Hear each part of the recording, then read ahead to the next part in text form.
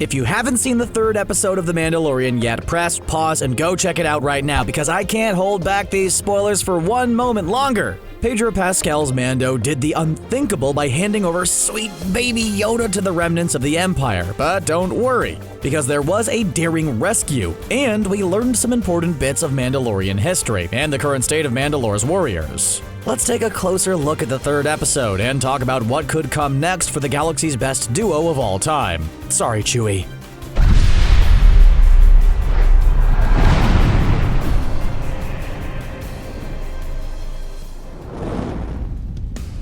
Bounty hunting is the Mando's job, but it was still pretty surprising when he turned over Baby Yoda after all they went through together. And by surprising, I of course mean absolutely devastating to fans who were worried sick about that precious little green baby. But turning the 50-year-old infant over did net the Mandalorian some sweet Beskar steel, which he took straight to the armorer. That fight against the Mudhorn in the second episode not only proved that Baby Yoda can use the Force, but it also proved that the Mando really needs some new armor. The scene with the armorer shed a lot of light onto the current state of the Mandalorians and some of their history. When Mando turns over the bounty, the client says that Beskar steel is very rare, and that Mandalorians are even more scarce. Which is really a sick burn if you think about it. Hey Mando, here's some of your legendary metal that was stolen from your people. Oh, and those people? Mostly wiped out. Have a nice day and don't come back looking for vengeance or Baby Yoda. But we do get to see some other Mandalorians who appear to be hiding out underground, and they make it clear that they're not quite over the atrocities committed by the Empire.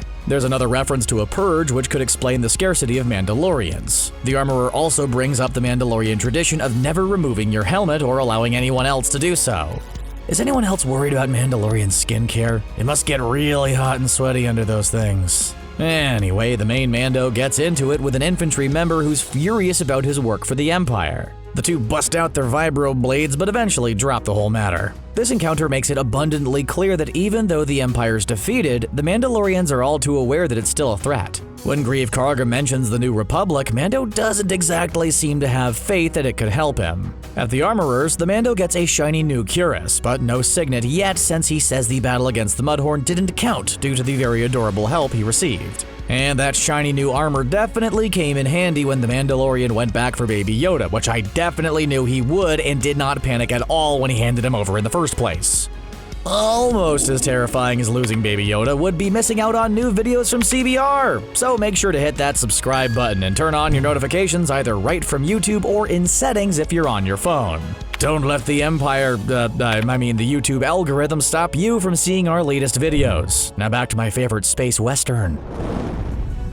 The Mandalorian busts onto the scene, taking out stormtroopers left and right. We even get to see him use those handy-dandy whistling birds the armorer hooked him up with, and they're pretty amazing. They're as quick and dangerous as Yondu's arrow from the Guardians of the Galaxy, except the Mando doesn't actually have to whistle to use them. Thankfully, Baby Yoda is still alive and well, even though he's languishing under a familiar piece of equipment. It looks like an IT-0 interrogation droid, which is a device straight from the Imperial Department of Military Research. This insidious device is the same kind used to interrogate Princess Leia all the way back in Star Wars A New Hope. And it's the predecessor of the IT-000 droid which Kylo Ren used on Poe Dameron in The Force Awakens. Interrogation droids are all well and good, but can you actually use them on babies that can't talk yet? Well, we might never learn the answer since the Mando and little Baby Yoda got out of there as fast as possible. It was pretty strange that Dr. Pershing was so insistent that he tried to protect the baby, and he clearly wasn't just begging for his life. When the Mando was eavesdropping on him and the client, he heard the doctor pleading for the child to be kept alive. The client was just concerned about being able to extract the necessary material from the child,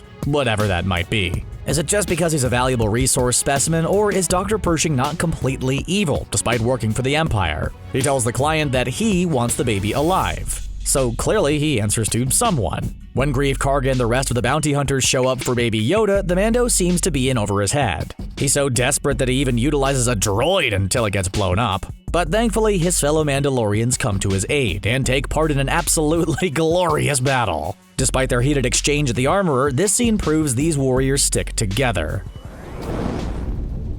And speaking of sticking together, the Mandalorian and Baby Yoda are back. The hunter has now become the hunted, now that he's broken the bounty hunter's code. So where is he going next? Back to hang out with Kuiil? To blitz and chips? There's a lot of places in the galaxy, but how many of them are safe for both the Mandalorian and Baby Yoda?